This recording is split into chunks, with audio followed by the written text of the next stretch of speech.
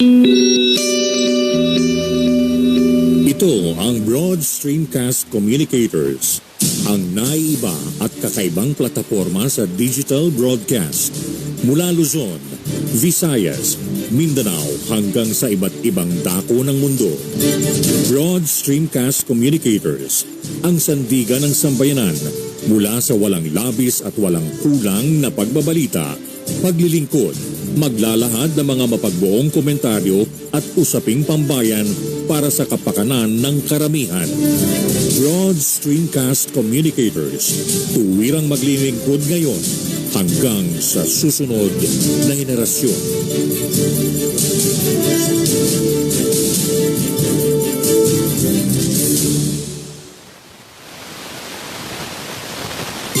Ratsada Balita ni Double J. Maglalahad ng mga naglalagablab na mga balita sa loob at labas ng bansa. Ratsada Balita ni Double J. Magbibigay daan sa tunay na daloy ng walang labis at walang kulang na mga balita. Ratsada Balita ni Double J. At ngayon, narito ang inyong tagapagbalita, si Double J, Joseph Javier.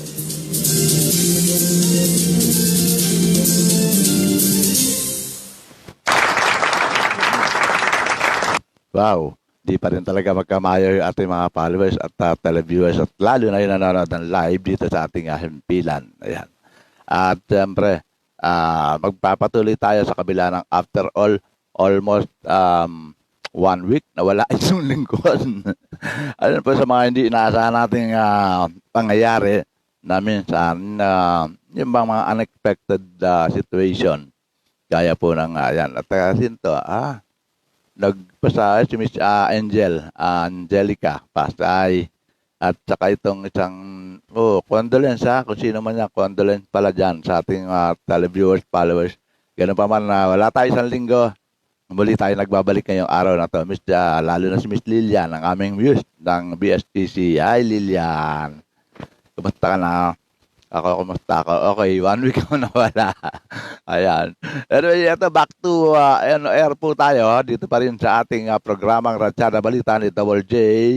At syempre, nagpapatuloy tayo dito sa ating mga dati nating nakakagawi ang tinagawa. Sabi ni Miss Angelica Paz, good afternoon po Sir Double J. More power, God bless at keep safe po sa inyo at sa buong BSCC family. Thank you. Likewise ha. At baka hindi ka pa nagla-lunch, wag kakalimutan mag-lunch. Lunch ka muna, Miss Angel. Yan. At ganun din sa aming muse kay Lilian. Lunch muna. Wag kakalimutan, hindi mag-lunch. Hi, Lil. Yung usapan natin, Miss Lilian, just in case magpapakasal ka na, kailangan invited ako, ha? Para kung merong running groom, sabihan mo na siyang tumakbo. Andito naman ang yung lingkod, Joseph Javier, Double J, para sa humalili sa running man, ha? Okay, yan. Tuloy-tuloy tayo. Siyempre, hindi mawala pa rin sa atin ang pagbibigay ng lagay ng panahon at saka ilang mga tinatawag na public service dito pa rin sa ating programang Ratsada Balita ni Double J.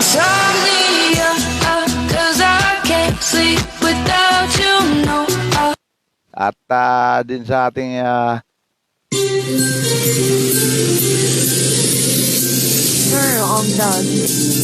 humihingi nga pala ng dispensa at paumanhin ang inyong lingkod dahil na din sa 1 week na maraming nag-aantabay at maraming nag-aabang nawala inyong lingkod.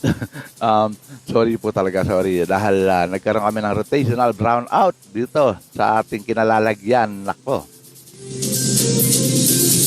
Pero ganun pa man natapos na si rotational brownout. Eto na, magtutuloy-tuloy na po ang inyong lingkod sa paghatid ng mga balita. Dito pa rin sa programa Ratsada Balita ni Double J. Siyempre, sa pamagitan pa rin ang ating himpilang Broad Streamcast Communicator. Ayan tuloy-tuloy po tayo.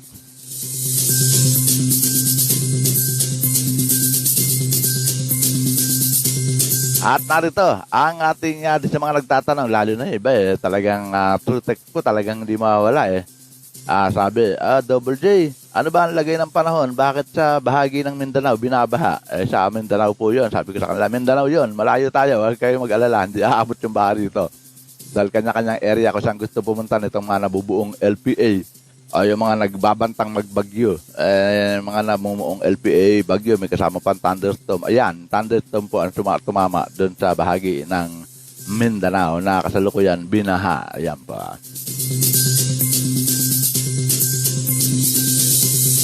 Araw ng Lunes, ayan, balik na tayo sa MEC. Ika nga, MECQ, kaya ika nga, wag natin basta magpakampante. After all na MECQ tayo, wag tayo magpakampante dahil sa totoo lang po, medyo mas mabigat itong variant na tumatama ngayon sa atin. Ito yung second wave na nagsimula nga dito mula sa isang UK variant strain. Mag-anak ng COVID-19 na sumama pa itong tinatawag na Spanish flu plus. Yun pong etong isang mas mabigat na sinasabi nga na hindi daw ito mararamdaman pero nagsisirculate na sa buong major organ natin katulad ng lung. Ayan po, yun yung sinasabi ni Dr. Efron de los Santos. Grabe. Wala ka mararamdaman. Wala ka bigla na lang mararamdaman mo na lang na kang biglang nang hina. Yun pala, na-atake na yung lungs mo. Nahirapan ka namin. Ayun na. Hindi raw agad ito madedetect. Ganon. Kaya, ang dapat dito is proper immune para sa sarili. Yung tinatawag na vitamin, kain, tamang pagkain, tubig, at higit sa lahat, proper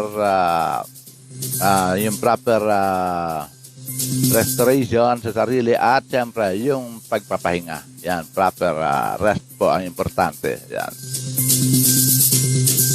Okay, narito po ang ating lagay ng panahon ngayong araw ng Lunes at ika-12 ng buwan ng Abril. Siyempre, tumatakbo yung panahon kaya kailangan habang tumatakbo panahon, medyo kailangan pa rin natin na pag-ibayuhin ang pag-iingat para sa ating mga sarili. Yan po. Lalo na sa mga matitigas ang ulo. Naku, talagang hindi na mawawala yung mga matitigas ang ulo talaga. Kaya ganun pa man, paalala po lagi sa inyo. At sabi ng ating idol, si Ben Pai, morning my friend and to all viewers. Ayan. Kaya po yung malaging paalala na inyong lingkod na anak ko, kung sakaling hihirapan kayo magsuot ng face mask, face shield, narito po inyong lingkod. Text na lang ako pupunta sa inyo, susuotan ko kayo ng face mask at face shield. Kaya wag po kayo basta mag-aalala, ha?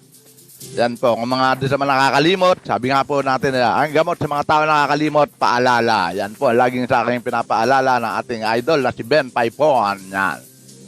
At lalo na doon sa kanyang programa, Your Honor, please. Pagdating po ng alas 8 hanggang alas 10 ng gabi po yan. Anyway, narito po, isa pa sa ating masugid na televiewers. Pasensya na sa lahat na ating mga talaga masugid na televiewers na sumusubaybay dito sa programa Radsada Balita ni Double J sa pamamagitan pa rin ng ating himpilang Broad Dreamcast Communicator. Samantalang nawala na isang linggo pero ganun pa man, ito, balik po tayo on air. At sabi ni Edward Arocasarosin, binaliktad pa talaga apelido niya. Magandang lalaki ka sa lahat, Parikoy. Likewise, Parikoy. At tatlo ang magandang lalaki rito. Ikaw, si Idol Ben Paipon, at siyempre ako. Okay, tuloy ating pag-atid ng mga balita. Narito, lagay ng panahon ng araw na to. Samantala, nakatutok na ang Pag-asa sa isang low pressure area na nasa labas naman. Ito pa naman, nasa labas pa naman ang ating tinatawag na yung PAR o Philippine Area Responsibility. Yan po. At ito ngunit ang sinasabing sama ng panahon ay maaari maging ganap na bagyo sa mga susunod hanggang sa 3 araw. Yan po ang pahayag ng Pag-asa. Huling namataan ang nasabing low pressure area sa distansyang 1,845 kilometers o kilometro sa silangan bahagi ng Mindanao. At paglilinaw agad ni weather specialist Mena Mendoza na hindi pa nito maapektuhan ang anumang bahagi ng ating bansa. O kasi namumuo pa lang po yan Kumbaga namumuo siya. Ganyan. Yan. At mananatilian niya na magiging magandang panahon sa kabuuan ng Luzon at Visayas dahil sa mainit na hangin na nagmumula sa Pacific Ocean. Kung kaya't may posibilidad din na magkaroon ng mga manakanakang pag-ulan sa hapon lalo na sa bahagi ng Mindanao na kasalukuyan binabaha dahil po dulot ng thunderstorm. Pero ganun pa ma'am, at tuloy pa rin ang pagmamonitor o pagbabantay dyan sa nasabing LPA na kasalukuyang namumuo at nagbabanta na maging ganap na bagyo. Hanggang sa 3 araw pa po yan. Kaya hanggang bukas, malalaman pa natin ang bagong development na nasabing weather condition na yan. Kung yan ay talagang matutuloy o hindi o whatever, ihahatid po ng inyong lingkod. Dito pa rin sa ating programa Ratsada Balita ni Double J.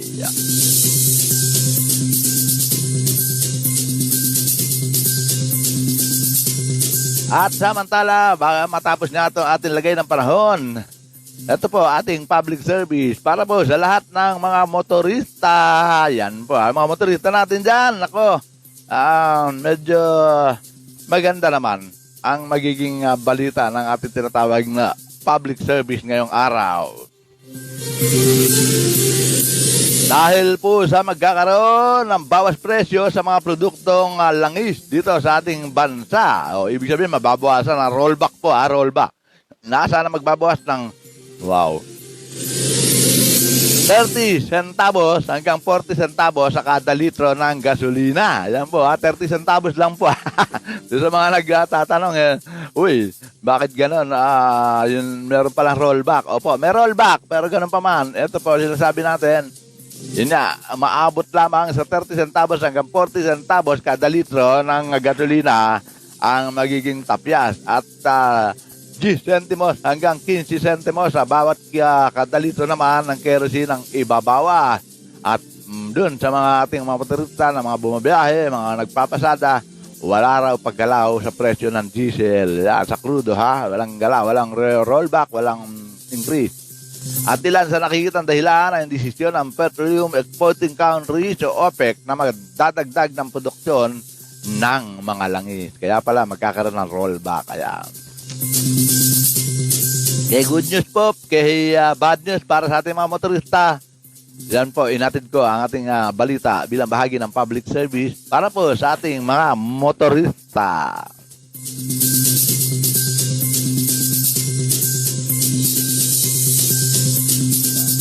At samantala, dako na tayo sa ating mga balita.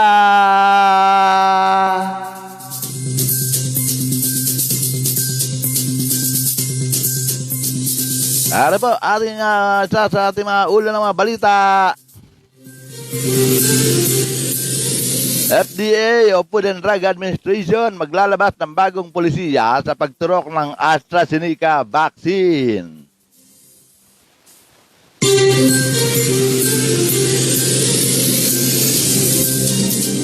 Dahil po sa pagpapairal ng MECQ ngayong araw na to, bagong Unified Metro Manila Curfew Hours, sisimulan ngayong araw.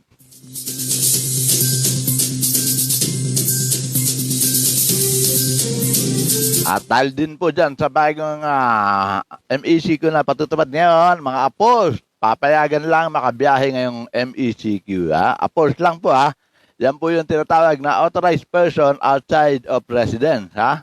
Yan lang po ang papayagan na makabiyahe.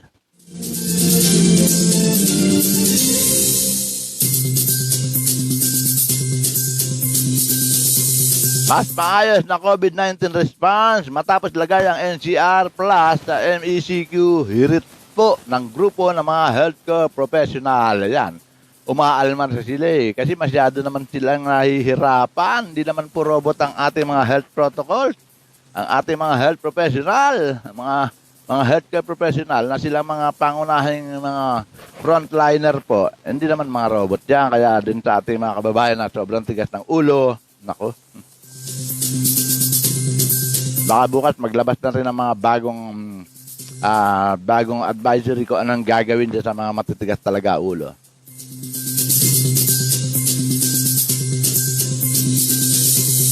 Samantala mga malls, nag-adjust na rin ang kanilang mga operating hours. Magbago po ng oras ang mga malls, kaya yung hindi porket bumalik sa MECQ o napunta sa MECQ from ECQ, akala nyo medyo prente na tayo hindi pa rin po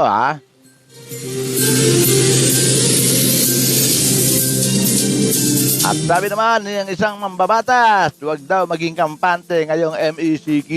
Ayan po ang sinabi ni isang senador.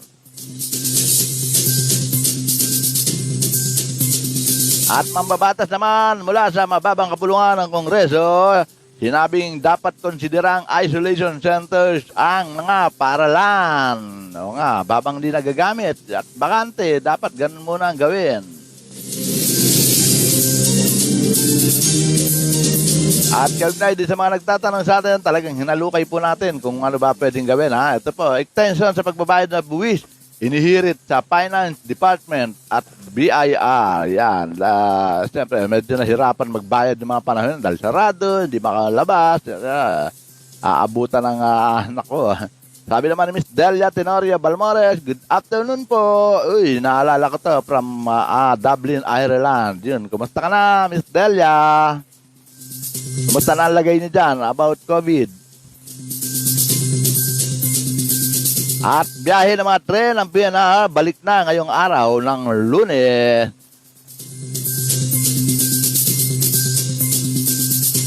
Samantala, 87%, 87% ng COVID-19 vaccine napunta sa mayayamang bansa. Huwag na tayo magtaka. Dahil nakikipag-agawan din naman ngayon eh.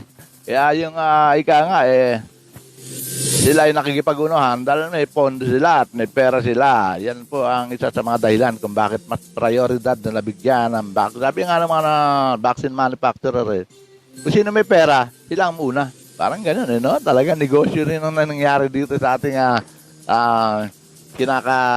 kinakaharap natin na pandemic na leching pandemic na to.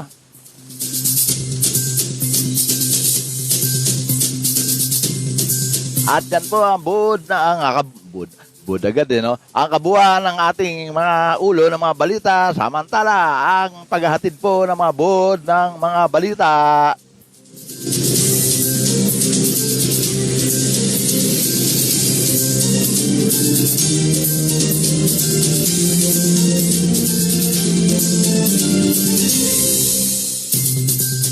Oras sa buong bansa. Yan po. Oras po sa buong bansa. Dito po sa ating bansang Pilipinas. Dahil may mga followers at televiewers po rin tayo na galing sa iba't ibang bansa na talagang ito po ang ating himpilan ay worldwide, global nation worldwide po na mapapanood hindi lamang dito sa ating bansa kundi sa iba't ibang. Katulad po ni Miss Delia Tenorio Balmores mula sa from Ireland, Dublin. Yan, Dublin, Ireland. Good afternoon po, ang ating kababayan. Diyan, ingat kayo dyan. Sabi naman ni Abilina David, watching from Hagonoy, Bulacan. O, kita nyo? Hanggang Bulacan po, nakakarating ito ang ating broadcast dito mong oras na to. At araw-araw din po tayo mapapanood, mapapakinggan, magkakakikita at magkakabigayan ng anumang komento. Ganun pa man, gaya ng sinabi ko dito sa ating programa Ratsada Balita ni Double J. At napaka-importante po ng inyong mga komento para sa ganun na ipaparating po natin sa kinauukulan anuman ang inyong gustong ipahatid o ipanawagan. Welcome po kayo dito sa ating programang Ratsada Balita ni Double J. Oras po sa buong Pilipinas. Ganap na po ang alas 12:20 ng tanghali. Di sa mga nanananghalian At ingat-ingat lang sa inyong panananghalian dahil minsan nakakalimot tayo sa pagmamadali natin kumain. Lalo na yung mga nag-lunch break, nakakalimutan yung baso ng tubig dapat nasa harapan. Dahil kung magkakamali, hindi nila asahan sa saglit na pagkakamali, wala ang tubig ng baso. Nahirinan, naku po, hindi na malaman. Asan? Tubig. Pati yung mga kasalong kumakain, nagkakatarantahan. At kaya iba yung nandyan sa harapan nyo dahil kung halimbawa sa babae, nagkamali, tubig, nahirina, ganyan. Nagpag-aabot ng baso na ganyan, naku, napatid si bra. Di ang mga kasama nagkakatarantahan na. Ako na, gawa sila. Ganyan. Paghatid po ng baso ng tubig sa harapan ng masamid, naku, nagtapon si tubig sa harapan ng, ayun pangatlong problema na yan. Kaya po, laging paalala ng likod. Kung sakali kayo nanananghalian, wag pong kalilimutan ng baso ng tubig laging nasa harapan. Yan ang pinaka-the best preventive po. Hindi lamang sa COVID, kundi para sa hirin at samid. Samantala, narito po ang mga buod ng ating mga balita.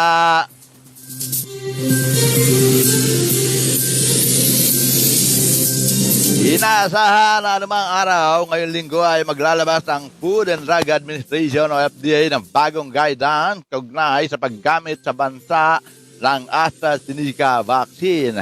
Kasi hindi po maiaalis na nagkakaroon ng yun po tinatawag na adverse effect Kaya yung iba, dapat talaga before nasakta ka ng bakuna, kailangan dyan ng tinatawag na proper check-up mula sa isang ating mga tinagurian, mga doktor, mga eksperto, lalo na sa mga tinatawag na infectious disease na doktor para kung ano ba ang bakuna ang pwedeng gamitin, di po ba? Iba naman dahil sa gustong maging maganda ang ibabakuna, kaya naghahangad po ng tinatawag na AstraZeneca sa kabila na ito'y merong malakas o mataas ang efficacy rate. Kasi po ang Sinovac is mababa ang efficacy rate is pwede lang po para sa ating mga senior citizen, di ba ba? Kaya ito po yung bagong guidance na ilalabas itong linggo darating, ngayong araw mula ngayon hanggang sa pinag-aaralan kung ano po yung bagong guidance. Ayon kay FDA Director General Eric Domingo, nagsagawa na ng emergency meeting ng National Adverse Event Following Immunization Committee at handa na ang vaccine expert panel sa kanilang rekomendasyon. Anya, maging ang World Health Organization ay mayroong pinadalang rekomendasyon at ito raw ay kukonsidera. Paglilinaw din ni Domingo na hindi naman ihinto ang pagturok ng AstraZeneca at anya ang ilalabas na bagong guideline ay para lang sa mas mapapakinabangan ng ito ang nasabing bakuna. Noong nakaraang linggo, ng matatandaan, base sa rekomendasyon ng FDA, ipinahinto muna ng DOH ang pagtuturok ng AstraZeneca sa mga may edad 60 pababa dahil lang sa mga ulat ng ibang bansa na ilan sa mga nabakunahan ay nakaranas ng blood clot with low platelet. Pagka nagagano,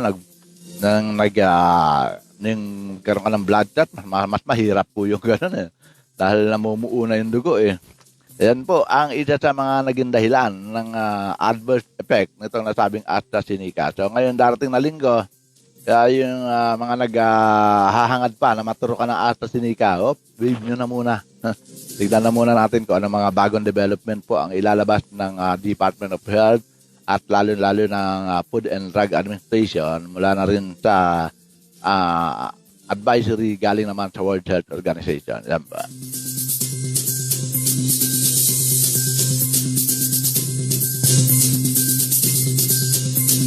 At dahil naman po dun sa ating bagong pinatutupad na MECQ, simula ngayong araw na to, nagkasundo ang 17 mayors ng Metro Manila na magpatupad muli na isang curfew hours. Ibig sabihin, uniform po. Within the whole Metro Manila, isa lang po ang curfew. Kasi dati naguluhan ng ma'am na meron, ba't ganon? Ang curfew dito sa amin, ganito, ganon. Sabi ng barangay, ganon. Ita nyo na. Minsan yan ang nagiging problema ng barangay ng LGU from their barangay na nasasakupan na. Bakit po? Isipin nyo, meron ordinansa na ipinatupad ang ating siyudad pero biglang magkakaroon ng bago mula naman sa barangay. Yung pong, hindi, etong curfew natin dito sa barangay Ito nyo? Mga ganyan po. Kaya dapat yan, kinaklaro po talaga yan. Para gano'n, hindi nahihirapan to ating mamaya. Pero gano'n pa man, sa syudad po isa lang, ang uniform. Nagkasundo sila na isang curfew hour kasabay nga nitong pagpapalit ng Modified Enhanced Community Quarantine mula dito sa NCR at Bubbles. Yung pong Bubbles, yung 4 na lalawigan po yan na nakasama sa ECQ. At sabi naman ni Miss Malu Reyes, hi tol, ingat tayo ingat din kayo dyan, lalo na yung pinadala kong message na ganyan na talagang iba. Iba na yung dating nitong ating tinatawag na mga virus na to na mas grabe. Na hindi mo nararamdaman pero gano'n pa. Di bali, mamaya po sa ating mga listener at televiewers, babasahin ko po sa inyo yan. Matapos po itong ating in half of our news na ihahatid ngayong araw na to. Ito po tuloy pa rin itong sinasabi na mula sa 17 ating mga mayors na iisang curfew lang ay ipatutupad. Ayon kay MMD Chairman Benhar Abalos, ang curfew sa Kalakhang, Maynila ay simula sa alas 8 ng gabi hanggang alas 5 ng umaga simula ngayong araw hanggang Abril at 30 po yan, ha? Sinabi pa ni Abalos na mga alkalde sa Calacang, Maynila ay merong kapangyarihan base sa bagong alituntunin na aprobado ng Interagency Task Force o IATF na magbago ng curfew hours. Nananatiling hindi saklaw ng curfew hours ang authorized person outside residence o APOR. Yan po yung mga ating mga kababayan na nagtatrabaho sa araw at sa gabi, no? At ngunit kinakailangan na magpatunayan nila na sila ipapasok o pauwi mula sa trabaho at wala pang pahayag hinggil naman sa pagbaba ng edad ng maaaring makalabas na ng bahay dahil sa pag-iiral ng ECQ. Tayong mga 18 anyos hanggang 65 lamang ang maaaring lumabas ng bahay. Mula 18 years old po hanggang 65 years old ang pwede. Pero ibig sabihin 17 pababa at saka yung 66 pataas, hindi na po yan pwedeng lumabas. Yan po, malinaw. At wala rin abiso kung nananatiling epektibo ang idineklarang liquor ban sa ilang lungsod at bayan sa kabilang na NCR plus bubble. Yan po sa mga naghahangad na bibili ng alak. Hinay-hinay lang muna. Dahil wala pang advisory kung open na. Ano po? Baka mamaya mahuli pa kayo. Sabi niya, MEC ko na eh. Kahit ba MEC ko, wala naman inilabas na advisory. Yan po, mahirap ha. Ingat lang. Tiis-tiis na muna. Iba nagsasabi, kaya nga matibay ako sa COVID eh. Dahil na alak ang panlabang ko eh. Ayan. Ayan po ating bagong advisory para sa pagpapairal po ng MECQ. Alas 8 hanggang alas 5 ng umaga ang bagong curfew po ngayong araw. Simula po ngayong araw hanggang Abril at 30 po yan. Hanggang katapusan po yan.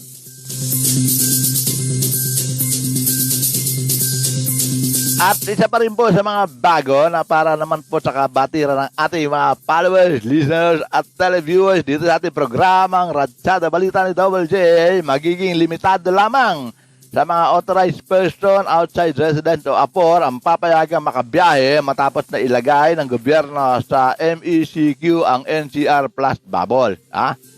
Yan po Ibig sabihin, yan lang po yung mga pwedeng bumiyahe. Sabi ni Melito Rodelio Militante, mula naman sa Calamba, gandang lalaki ka, Sir Joseph, long time no see. Oo nga. Sabi ko, humihingi ako ng dispensa sa ating mga followers, televiewers, at sa ating mga kasama dito sa ating programa Ratsada Balita na pasensya na. At tinamaan tayo ng tinatawag na rotational brownout. Wala tayong magagawa ron. Ganun pa man, back on air tayo muli at magpapatuloy pa rin ang programang inihahatid at ng inyong lingkod, ang Ratsada Balita ni Double J. Dito pa rin, ganitong oras hanggang alas 12 hanggang alauna. Kaya kita-kit ulit tayo hanggang bukas, hanggang sa susunod na araw. Dahil nakipag-away na ako sa mga nagagiging cost ng pagkakaputol ng ating komunikasyon. Yan. At muli po yung sinasabi ko na magiging limitado raw ang biyahe para lamang po sa mga APOR. Yun po yung authorized person outside of residence. Yung mga nagtatrabaho, yan lang po. Sila yung pwede mabumiyahe. Sila yung papayagang bumiyahe matapos na ilagay sa MECQ. Na dating ECQ, dito pa rin sa NCR plus bubble. Ayon sa Department of Transportation na walang pagbabagong gagawin sa Public Transportation Protocol sa ipinatutupad ng General Community Quarantine bago ang pagpapatupad ng 2 linggong Enhanced Community Quarantine. At paglilinaw pa nila na merong 6 na pong mga karagdagang public utility jeepneys ang bubuksan sa National o sa NCR simula sa Abril at 13 at 109 na po naman o 190 na ruta naman at Provincial Public Utility Bus simula sa April 15. Magpapatuloy din ang libreng sakay sa mga health workers at medical frontliners, gayon din sa mga APORs na gumagamit ng mga pampaserong jeep, bus at nag-ooperate sa ilalim ng service contracting program. Baka kasi magpilitan mamasyal, bawal pa rin ang yun sasakay ka ng hindi ka naman papasok sa trabaho. Pero kung may dala kayong private car, pwede naman po. Yan. At sabi ni Miss Malu Reyes, tol, bawal ka na pala lumabas. Bakit? Hindi, 65 ang bawal. Pataas, 66 pa, pataas, bawal. Yun lang. Dahil tayo, pasok pa rin tayo. At isa pa, apor ako. ID ako ng IATF, kaya pwede kami magliwaliw at maghakalap ng mga balita. Ayan. Bakit ganun po? 8 a.m. pa ako aabang ng live, walang nalitaw ngayon, biglang sulpot. Nagkataon lang na nagkaroon ng interference sa network. Minsan, di natin maiwasan yan. Nag-aabang ng live, walang nalitaw. Ngayon, biglang sulpot. Mabisa lang kasi ang programang Ratsada Balita ni Double J. Nakipagtalaktakan tayo sa mga network na nag-supply ng ating para magamit ng paghahatid ng mga balita at maging sa paghahatid ng supply ng kuryente, nakipag-balitaktakan tayo para sa ganun makumpleto ang ating paghahatid ng mga balita. Ganun naman, huwag kayo mag-alala, tuloy-tuloy pa rin po. Magpapatuloy pa rin ang paghahatid ng balita ng inyong lingkod, Double J, dito pa rin sa ating programang Ratsada Balita ni Double J. At tuloy pa rin po ating mga balita. Dahil pa rin po dyan sa umiral na MECQ na nagsimula ngayong araw, nagsalita na ang ating mga healthcare professional. Medyo nahihirapan po sila kaya kailangan talaga bigyan ng atensyon. Hindi pwedeng begging po sa ating pamahalaan, sa panawagan po ng ating mga healthcare professional. Kung kaya't ngayon po todo ang kanilang panawagan ng grupo ng mga healthcare professional sa pamahalaan na magkaroon ng agaran at maayos na pagbabago sa coronavirus disease 2019 COVID-19 response matapos nga sa ilalim sa National Capital Region ng ito po yung NCR at saka yung flash bubble na muling nilagay ngayon sa Modified Enhanced Community Quarantine o mas maluwag na quarantine protocol mula sa Enhanced dating ECQ po. Yan, nililinaw ng ating mga health professional. Hindi naman kasi sila ika nga ganun ang gagawin nila na para iayos at pagsilbihan ng ating mga coronavirus people na nag-commit, di po ba? Tayo na, yun nga, kaya dapat yung panawagan po ng mga health professional na maging dapat maayon, maging dahil kahit ilagay mo sa MECQ, ilagay dating ACQ, MECQ. Agad lang po ito na wala ating connection ha.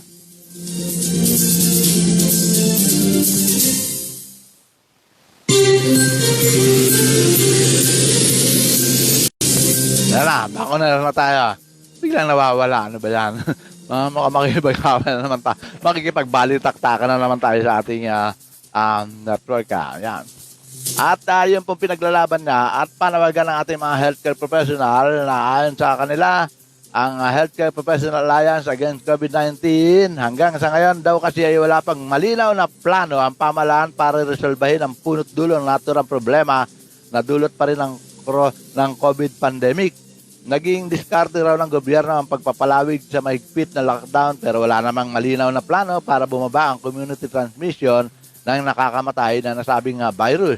Dahil dito, ipinanukala ng health group na magkaroon ng incident management team na mangunguna sa pangangasiwa sa mga pagamutan, lalo na't patuloy ang pagbuhos ng mga pasyente sa mga ospital sa Metro Manila at mga karatig na lugar. Ang nasabing incident management team ay pwede pa naman daw makipag-ugnayan sa Department of Health at local government unit. Maliban dito, ay pinanukala rin ng grupo sa mga mambabatas na bumuo ng measure para sa data sharing sa pamamagitan ng Information and Communication Technology o ICT infrastructure dahil na rin sa inconsistent na digital contact tracing na nakakaapekto sa quarantine ng mga contact. Minsan, problema po talaga yan. Sasabihin ng mga contact tracer. Pero, asaan? Hindi mo malaman kung natatakot din itong mga contact tracer na to eh. At dagdag pa ng grupo, kailangan din naman yung patupad ng pamahalaan ng 4 dapat sa lahat ng government agencies, public transport, private, workplace, business establishment at iba pang public place spaces po. Yan po yung tinatawag na 4 dapat.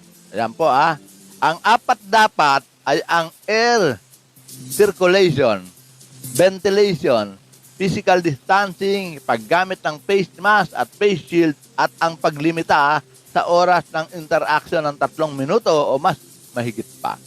Ibig sabihin, o mas maiksi pa. Ibig sabihin, yun po yung mas magandang preventive po.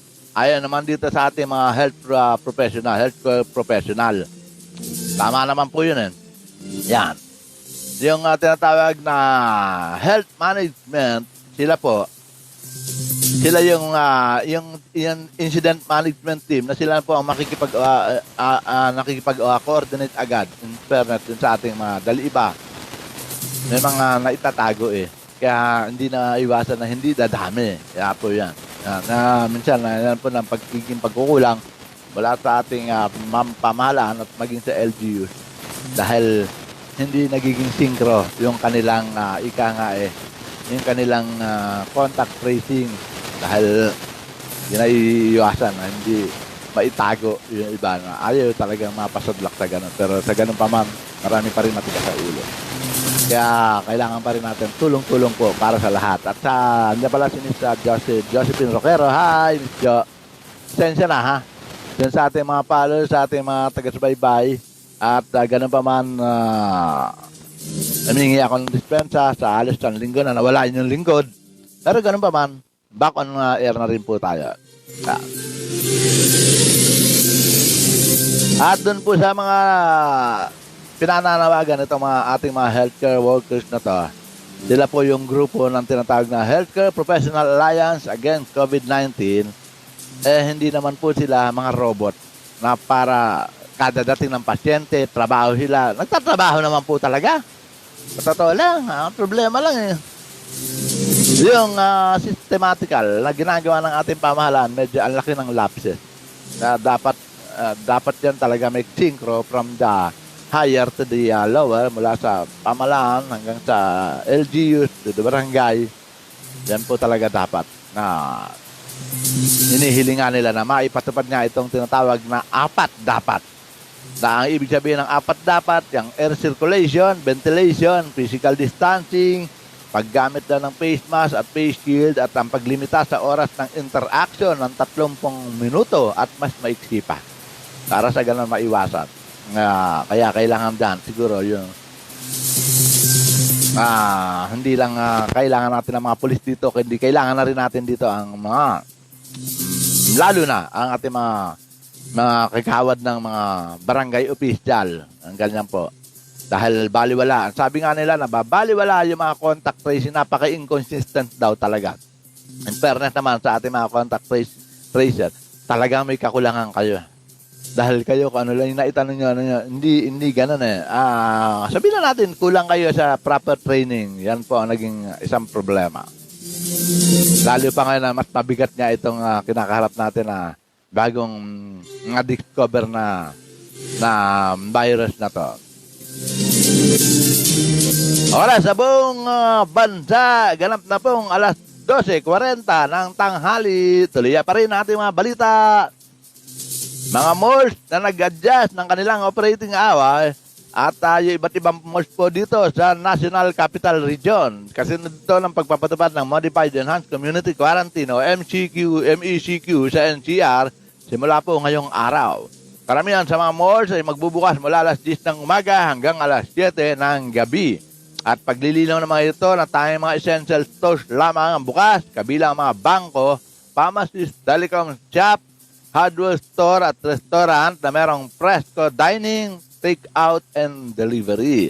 Mahigpit din na ipinatutupad ng mga malls na dapat ay nakasuot ng face mask at face shield ang mga magtutungo sa kanilang mga malls. Yan po para po sa inyong kaalaman. Yan. Pero ganun pa man, tatagal lamang sila ang oras nila ng alas 10 hanggang alas 7 lang ng gabi. Kaya po, dahil alas 8 na po, simula ng ating curfew ngayon, alas 8 hanggang alas 5 ng umaga. At panawagan pa rin ang isang mambabatas mula sa mataas na kapulungan ng Kongreso na wag daw dapat maging kampante. Kaya nagbilin tong si Senator Christopher Bongo sa mamaya na iwasan na magpakampante ngayong naibaba na sa mas maluwag na quarantine restriction ng NCR plus bubble. At sa lahat ng desisyon ng gobyerno, palagi ang sinasaalang-alang ng Pangulo ang mga rekomendasyon ng IATF na nanguna sa ating laban kontra COVID-19 at iba't ibang mga eksperto na nais tumulong. Lahat po yan ay binabalansin natin upang maproteksyonan ang kapakanan ng buhay ng bawat Pilipino. Paliwanag pa ni Senator Bongo. At dahil na naibaba nga sa MECQ, ang NCR, ang Cavite, ang Laguna, Cavite, Rizal at Bulacan, kaya paalala pa ng senador na kahit pa bago-bago pa ang quarantine restriction, kailangan na mapanatili ang disiplina sa pagsunod sa minimum health protocol. Yun naman talagang dapat Kaya kung kahit pa ulit-ulit tayo manawagan, kung hindi naman pinakikinggan, sabi nga mahirap ipaliwanag sa taong ayaw intindihin ang paliwanag. Yan po. Sabi mo para matulog para ba yung kasabihan na mahirap gisingin ng taong nagtutulog-tulugan. Yan po. At mula sa mataas na kapulungan ng Kongreso, baba tayo sa mababang kapulungan ng Kongreso dahil nananawagan itong House Committee on Social Service Chairman at Quezon City Representative Alfred Vargas, ang dating aktor pa rin naman hanggang sa ngayon, at sa iba pang mga paaralan na gawing isolation center ang kanilang mga pasilidad. Ayon kay Representative Vargas, malaking tulong sa mga pagtugon ng pamahalaan sa COVID-19 cases kung sa bawat LGUs ay merong itatalaga isang campus o paaralan bilang isolation center.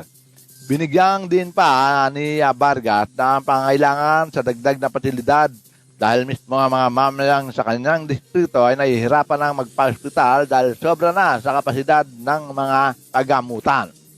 Dahil kulang na sa espasyo ng mga ospital at nagbabadya pa na pumalo sa 1 milyon ang COVID-19 case sa katapusan ng Abril, kaya umapila na mambabatas sa pamahalaan at sa sektor ng edukasyon na tugunan na agad ang nasabing problema.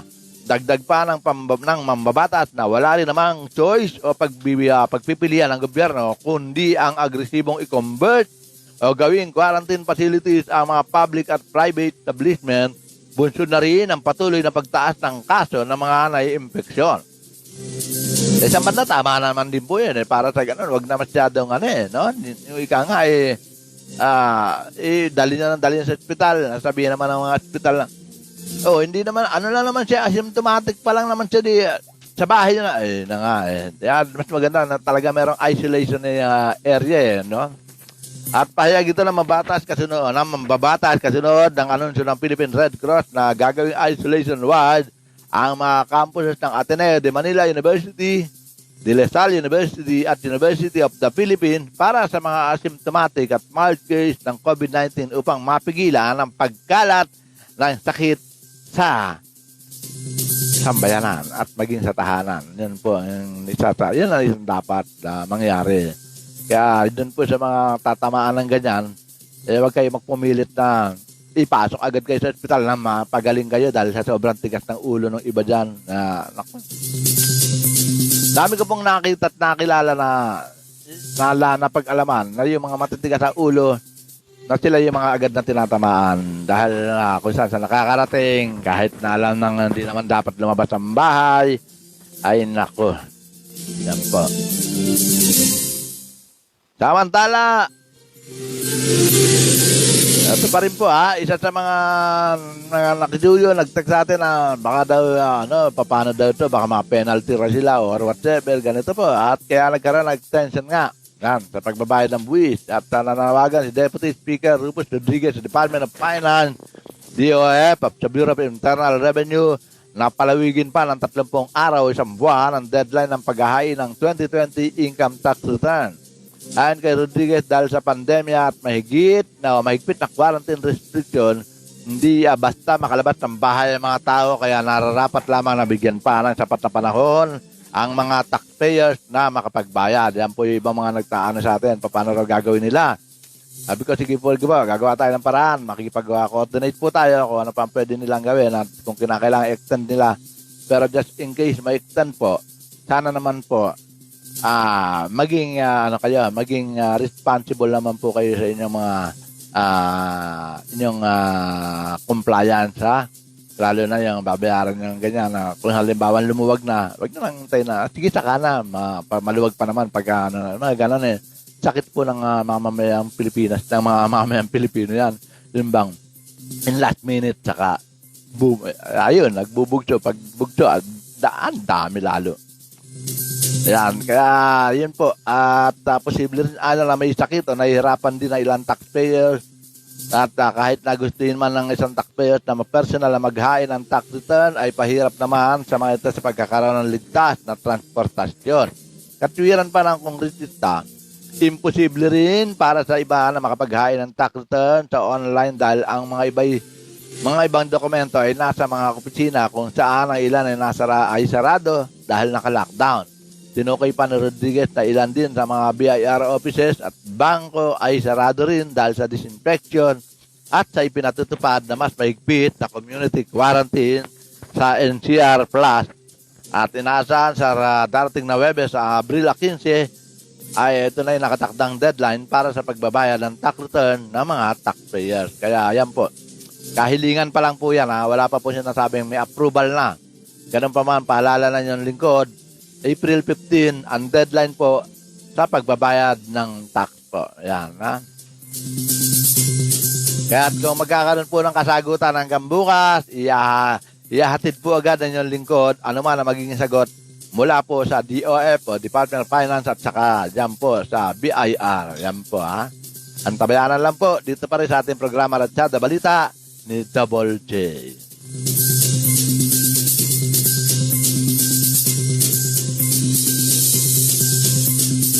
At doon po sa mga nagtatanong, sa akin ito na po, may sagot po, ha. Ngayong araw na po, ang muling balik ng biyahe ng mga tren ng Philippine National Railway.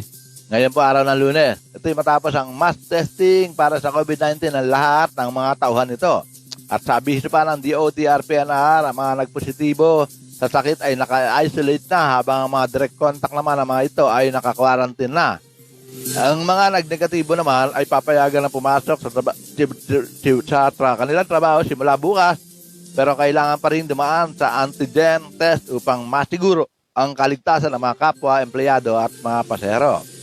At kung yung matatanda, dapat sana ng Biyernes pa, ng Abril 9, nagbalik ang biyahe ng PNR, pero kailangan pa itong ipagpaliban habang hinihintay ang resulta ng RT-PCR test na iba pa ang mga empleyado. Ayan po, naniniguro lang po ang ating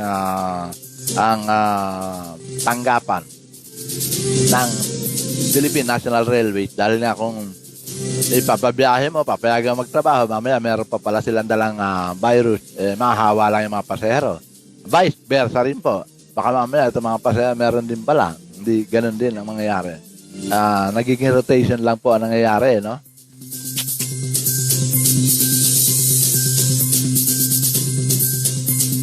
At oras sa ating bansa, ganap na pong meron na lang tayo nalalabi ng 10 minuto para sa ating programang Ratsada Balita ni Double J. Ganun pa man din sa ating mga masutugid na followers at taga-subaybay. Gaya po ng sabi niya ng inyong lingkod, inaantabayanan ko rin yung inyong mga komento at nang sa ganon, at inyong opinion na sa ganon, maihatid natin sa kinauukulan at anuman ang inyong hinaing at anuman ang inyong gustong ipaparating po natin lahat ng mga bagay. Yan.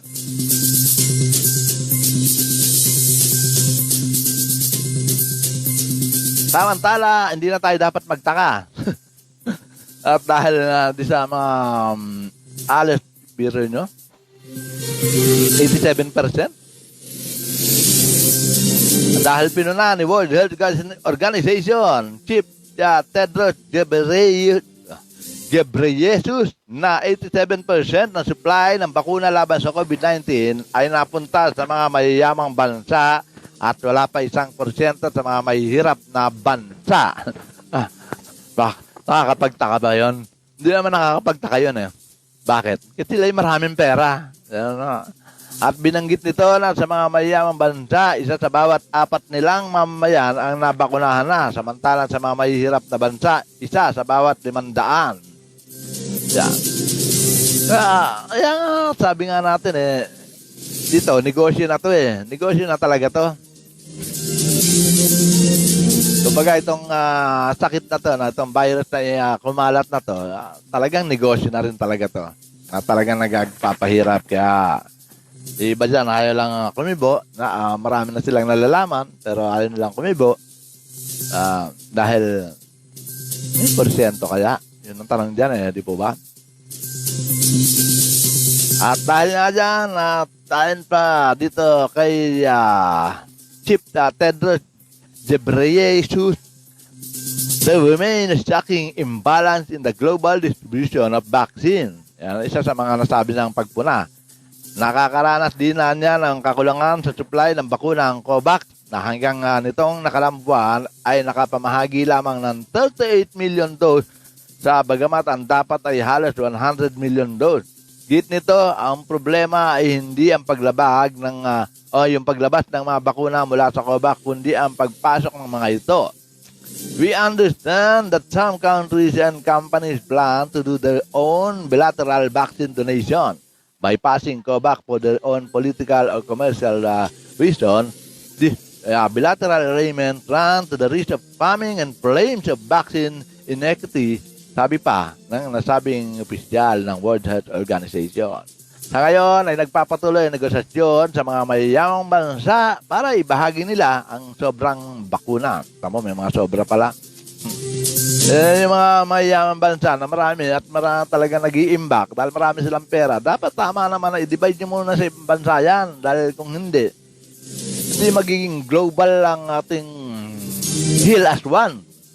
Ibig sabihin, wala na kaming COVID, pero sa palagay niyo ba, kung hindi nyo tutulungan ng ibang bansa, hindi pa rin matatransmit sa inyo yan. Baka nakalimutan nyo, airborne. The virus is airborne.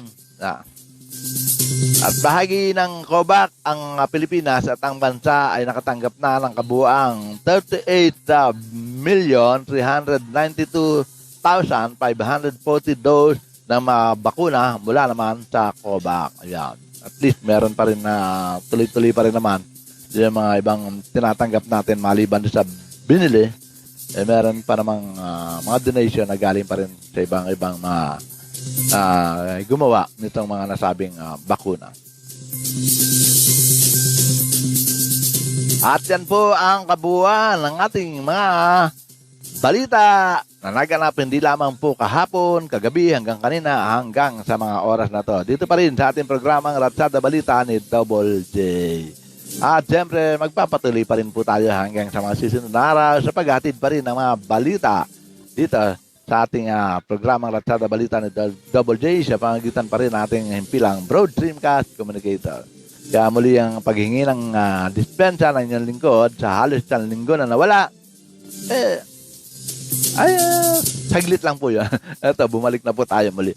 At siyempre, gaya ng meron pa rin nalalabing-6 na minuto, kaya anuman po inyong mga komento, anuman po inyong mga opinion, welcome po, nababasahin na inyong lingkod. At muli ang pasasalamat na inyong lingkod sa inyong patuloy na pagsubaybay dito sa ating programang Ratsada Balita ng W. Maraming salamat sa inyong pagsubaybay, lalo na kay Miss Josephine Roquero, kay Malu Reyes, kay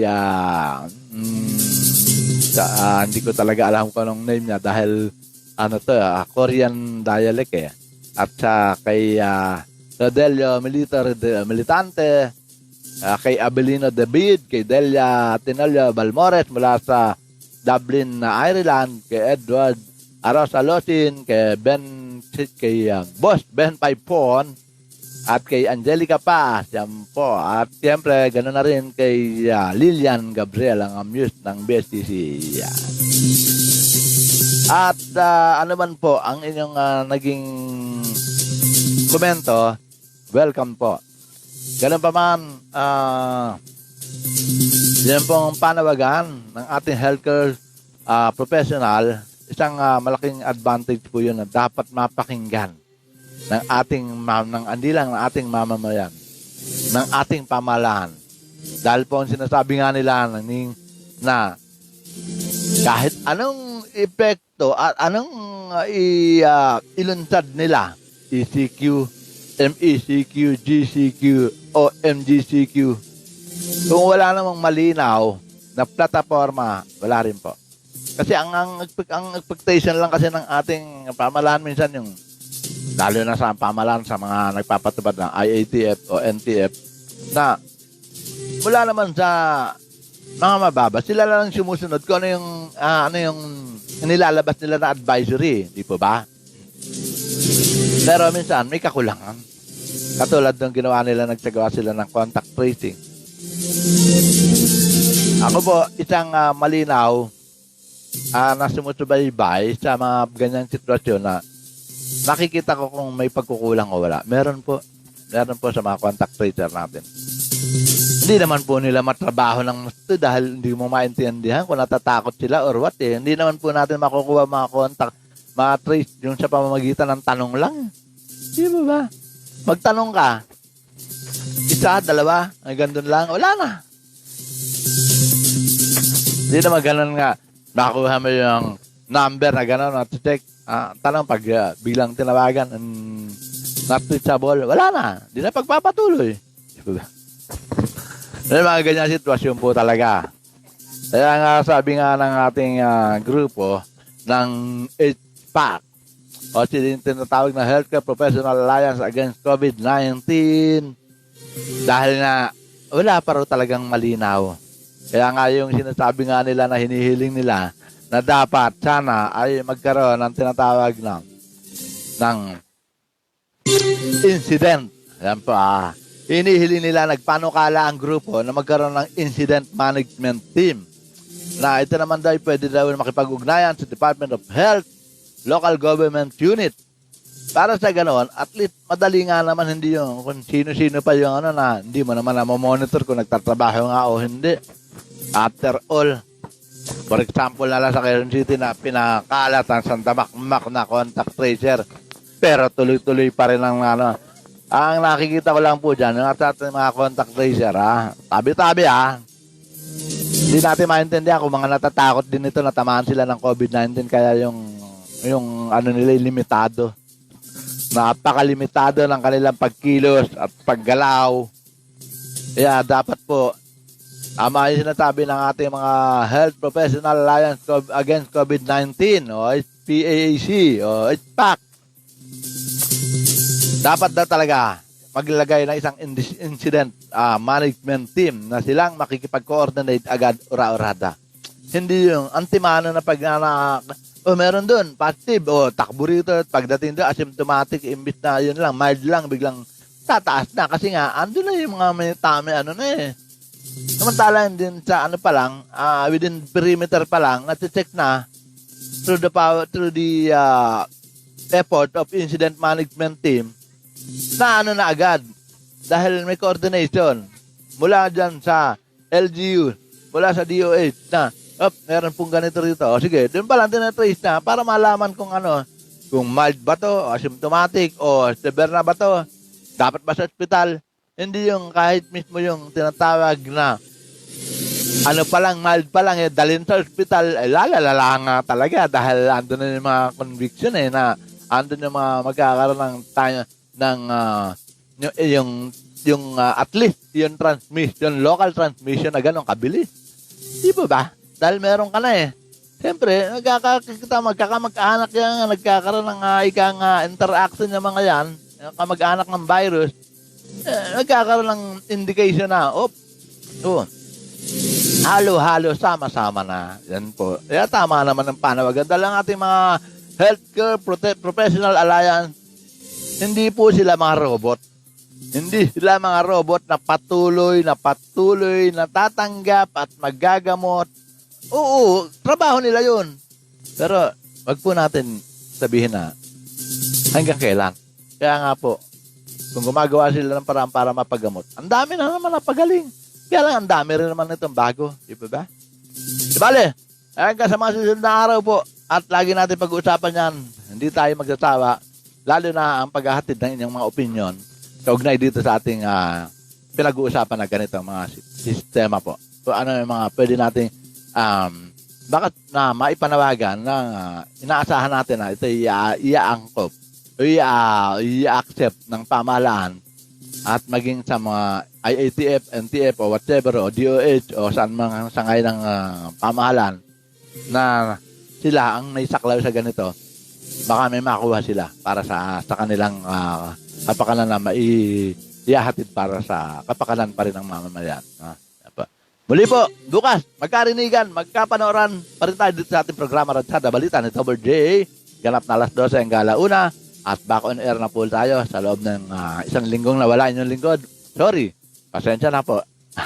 Hindi natin inaasahan yung mga backdown na ganyan ng mga power at communication at saka power option po. Muli po, inyong lingkod ay lagi nang nagsasabi ng katagaan na God is always on our side. Wala po siya sa tabi na, wala po siya sa harapan at wala sa likod, nasa tabi po natin siya. God first po, Ingat! Maraming salamat sa lahat. Kay Angelica, kay Ben Paipon, kay Josephine Roquero, kay Edward Arosa Lochin, kay Abilino David, kay Delia Tenorio Balmore, kay Malu Reyes, kay Melito Rodelio Militante, at sa sister ko at isa pang taga Korea. Maraming salamat po. Bukas po muli. Ang lingkod, hindi nagpapaalam, kundi nagsasabi lang, by this time, bye. Kita-kita tayo muli bukas,